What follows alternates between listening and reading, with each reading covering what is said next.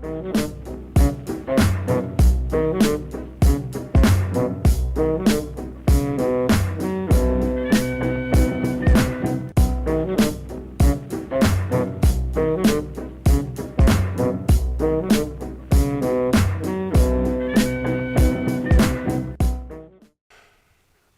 evening, everybody. In the last episode, we looked at the utility of that popular misnomer, otherwise known as creation science. And we determined that, although the organizations most responsible for advocating for its teaching and general adoption collectively generate annual incomes in the region of $50 million a year, these revenues result from gifts, grants, and donations, rather than from exploiting discoveries and inventions developed using the creation science they promote. In this episode, we're going to continue to examine the utility of creation science and creationism.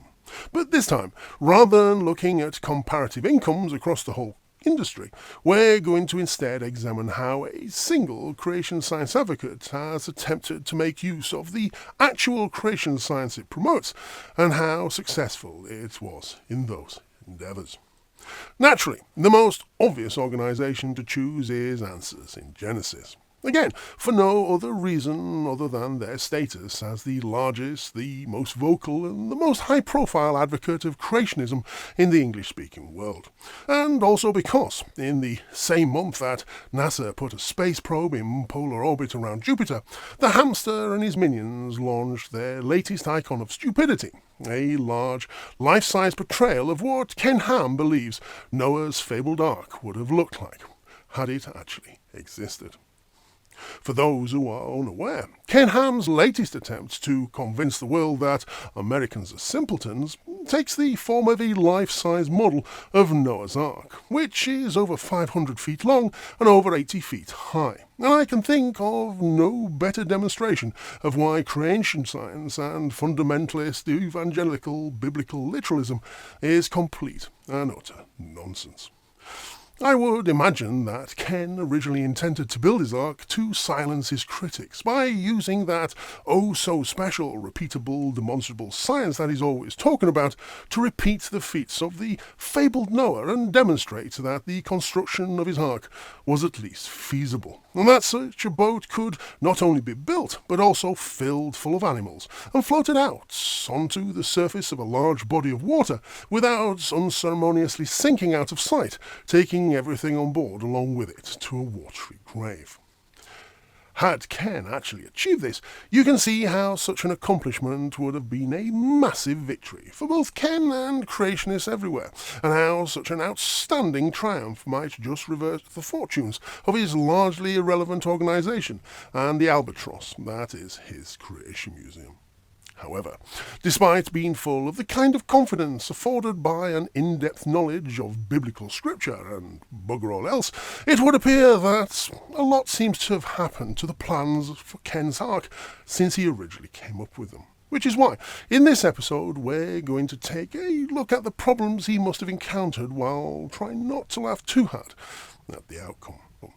You see, in spite of having a multi-million-dollar budget and the very best minds in creation science on his research and development team at Answers in Genesis, as well as a wealth of creationist books and DVD box sets and the entirety of the Answers in Genesis website, as well as the complete back catalogue of the Answers magazine and Answers research journal at his disposal, Ken and his people obviously discovers that things like material science, biological endurance, and the physical laws of the universe can't just be wished away by simply putting on biblical glasses and ignoring them.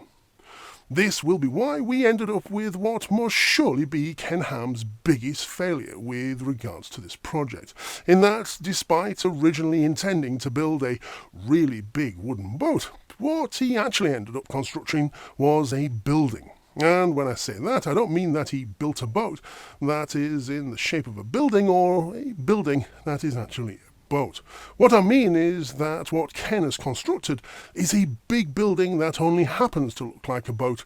if you view it from one side. In fact, the other side looks like a timber-clad office block. Unlike any other boat on Earth, Ken's Ark has over 100 steel reinforced pillars that anchor the whole structure to the bedrock below it, and a huge concrete platform in place of a keel that all of the upright timbers that form the boat-shaped part of the structure are bolted to. And regardless of what Ken will have you believe, the 3 timber-clad concrete towers on the building-shaped side of the structure are not something that Ken's Ark is leant up against. They're an important part of it, housing the lifts and the stairwells and the toilets, as well as essential building services that simply cannot be placed inside the timber frame section without causing some significant problems of their own that we'll go into in a moment. And while on the subject of the contents of Ken's Ark, we must remark on what can only be described as a monumental failure and a complete catastrophe for both Ken and his repeatable and demonstrable creation science. You see, according to the legend that Ken is trying to convince us is real, Noah built his big wooden boat and filled it up to the rafters with animals of every kind, and when the rains came, the Ark floated off on a year-long round-the-world voyage before ending up coming to rest on top of a mountain.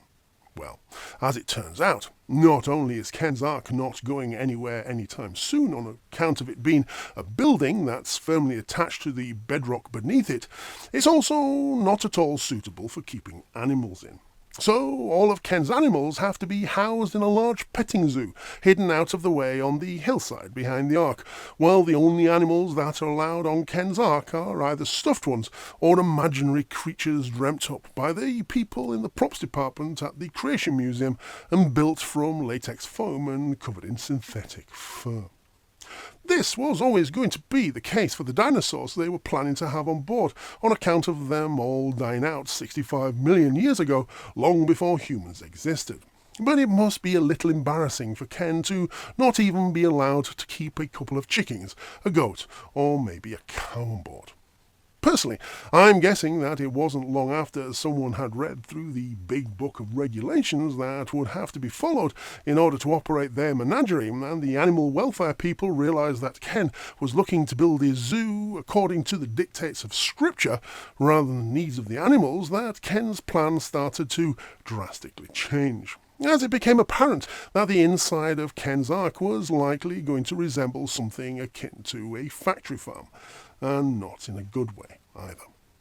I'm also willing to speculate that somebody probably pointed out to him that a 500-foot-long, almost windowless, damp wooden box filled to the rafters with noisy and unhappy animals and the overbearing stench of animal waste and ammonia is most likely the absolute last place on Earth that anyone would ever want to pay money to visit.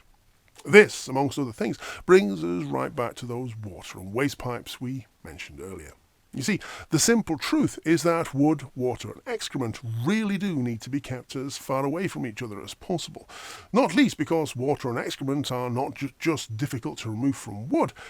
but they also cause it to rot. This is why Ken has forgone the risk of running water and waste pipes through his Ark wherever possible, because with it being a timber structure, Ken's Ark will not just shift, it will also distort and change shape depending on the weather, just like all timber structures do. And this can be really bad for the plumbing inside, which doesn't. This isn't usually a problem with something the size of your average house, but it can be a real problem with something the size of Ken's Ark, because even if the timbers in Ken's Ark only shift or stretch by a few inches, big fat plastic waste pipes carrying gallons of sewage and effluent produced by the Ark's visitors will not, and the cleanup job from just a small leak is going to be nasty. Now, imagine Ken's Ark full of animals. And the size of that clean-up job increases exponentially, and you start to get an idea of just how much of a damp and nasty place the inside of Ken's Ark would be if he'd been allowed to have real animals in there instead of the models made from foam latex and synthetic fur. Of course, relocating as much of the plumbing as possible to the service towers isn't the only way that Ken has ensured that the inside of his Ark is kept nice and dry. You see, Ken has also made sure that his Ark remains waterproof by keeping out the wind and the rain, and to do this, he's covered every part of its exterior with a space-age flash-spun high-density polyethylene fibre membrane, more commonly known as Tyvek. It's hard to convey just how much of an epic failure for Ken's creation science this actually is. But let me put it this way. Ken has built his Ark in order to convince the world that a Bronze Age agrarian could build a huge wooden ship that would be watertight and capable of riding the waves of the worst storm imaginable while it stayed at sea for a year during a global flood. Yet he cannot keep the rain out of his static wooden building without using space-age materials. The polyethylene membrane Ken used is indeed rather special in that, unlike bitumen products such as roofing felt, it will present a barrier to liquid water, while at the same time allowing water vapour to pass straight through, which comes in handy given the huge failure of creation science that Ken encountered next. This relates once again to the content of Ken's Ark, and this time I'm not talking about Ken's stuffed animal collection. I'm talking about the visitors to the park that Ken is hoping will swarm in their thousands to see all of the things that the people in the Answers and Genesis props department imagine that Noah would have had inside his Ark. You see, humans give out a lot of heat and a lot of moisture, which starts to become a real problem when you have lots of humans all crammed into a big windowless building. That moisture starts to condense on the inside of things, and things start to go mouldy, and before you know it, you have a public health hazard. In addition, the elevated humidity and temperatures inside Ken's Ark would make an ideal breeding ground for many horrible diseases, which, in direct parallel, was a serious problem for the African slaves being transported on ships to the Americas, who could spend months at sea chained up below deck, which is why many of them didn't survive the voyage. This is one of the main reasons that Ken is not allowed to pack his Ark full of real living, breathing animals. If he did, then most of them would be dead within a year from illness and disease. Obviously, this wouldn't be too much of a problem for the Ark's visitors, as they would only be inside for an hour or so. But that said, several hundred people all wandering around inside a big watertight windowless building do present a problem, forcing Ken to come up with yet another one of those engineering solutions that Scripture doesn't mention. In this case, though they aren't visible from the boat-shaped side of the Ark, if you look at the 3 stairwell towers on the other side of the building, you will notice that each of them is crowned with a very large industrial ventilation plant. And the roof of Ken's Ark is covered on one side with over 30 refrigeration units for the massive air conditioning system that Ken has had to install to make sure that he doesn't turn his Ark of Noah into the black hole of Calcutta. You see, unlike the buildings housing animals on factory farms, which all have massive ventilation systems in order to keep the animals inside from overheating and suffocating, Ken's Ark only has a simple door in the side near the front end and a row of windows high up on the roof, so the only way to keep fresh air circulating around inside it is to draw it in through the roof, which wouldn't have been a luxury that the mythical Bronze Age Noah with his boat full of real animals would have been granted. Though Ken doesn't see this as a problem because, according to him, atmospheric conditions were somehow completely different during Noah's flood, and we can presume that fluid dynamics worked in a completely different way back then. But we're not finished there, because while we're talking about environmental conditions such as the air quality inside the mythical Noah's Ark, we also need to consider lighting. Because though Ken's Ark has a row of windows on the roof illuminating a light well that runs down the centre of the building, we're told in Scripture that Noah's Ark only had a single window. So, this would mean that the interior of Noah's Ark would be very dark indeed. And aside from the top floor where Ken is building a restaurant, Ken's Ark is very much the same. With the timber cladding walls in place, the lower decks are almost devoid of any natural light, which is why Ken's Ark is fitted with a large amount of electric lighting.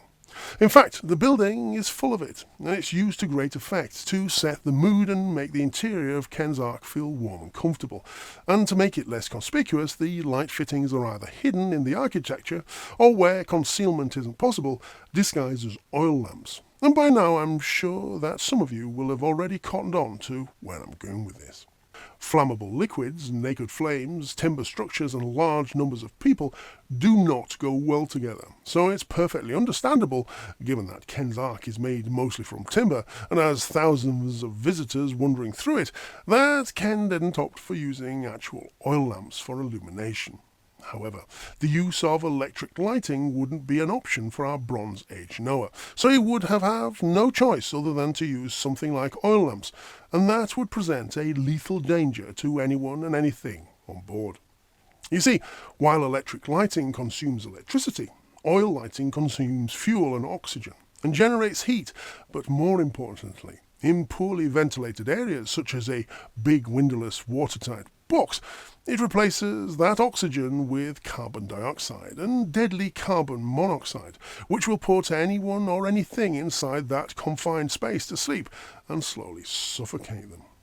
Noah could have kept the interior of his boat in complete darkness. However, prolonged light deprivation can bugger up serotonin levels, which can have a profound psychological effect, bringing on insomnia, depression, and even insanity, which means that Noah and his family and all their animals would slowly end up driving each other insane, with the constant darkness and incessant noise if they didn't all asphyxiate with ammonia fumes and carbon monoxide poisoning. Of course, all of this will be completely lost on the fundamentalist Christians that Ken is hoping will flock in droves to his park in the crack in the arse end of nowhere to marvel at his wondrous construction.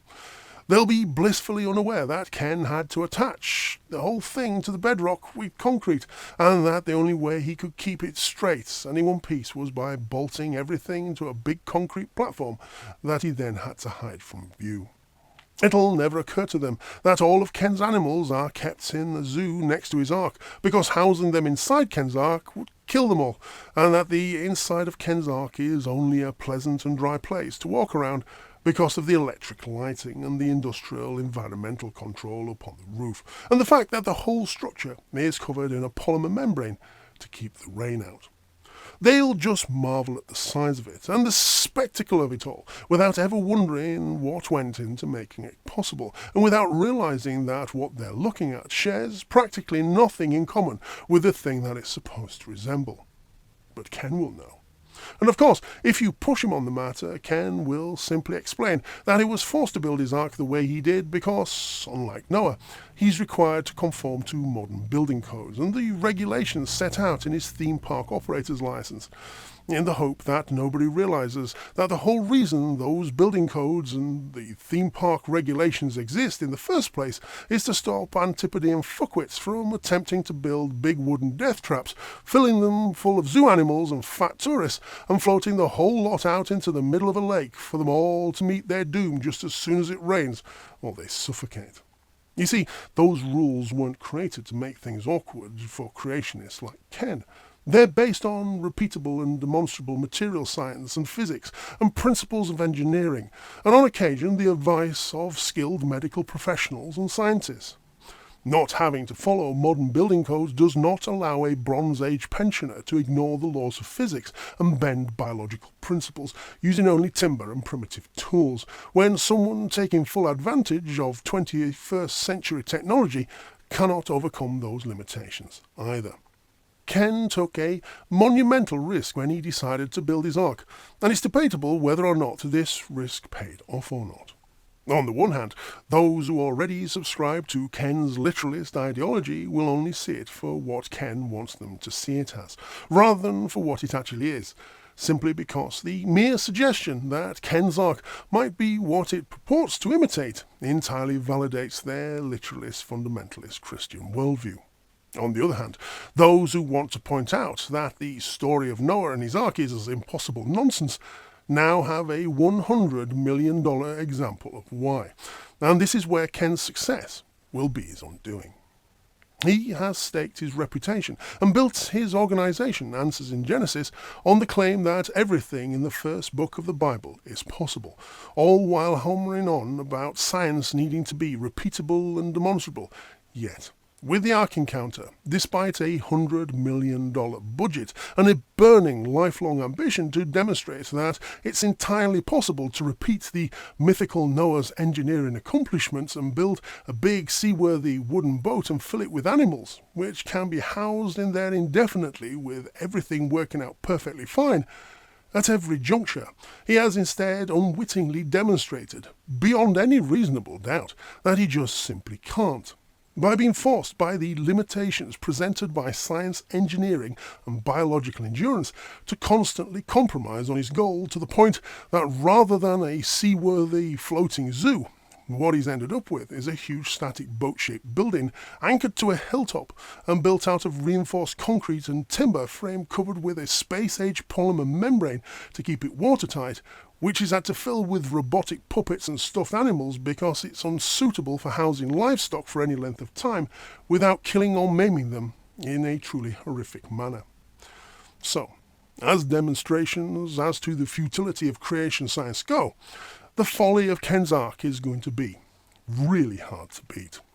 And finally, if it's poetic symbolism that you're after, then consider this. Take a closer look at Ken's Ark and what's going on underneath it. That's right, the whole facade alluding to be a mythical wooden ship full of animals that was built by a man who now knows that the reality of such a thing is simply just not possible, is quite literally being held up aloft and supported by an adequate abundance of gullible fools and a giant gift shop set up to sell them all manner of nonsense, all of which is intended to part them from their money, and little of which is useful. In other words, it's creation science doing the only thing creation science is good for.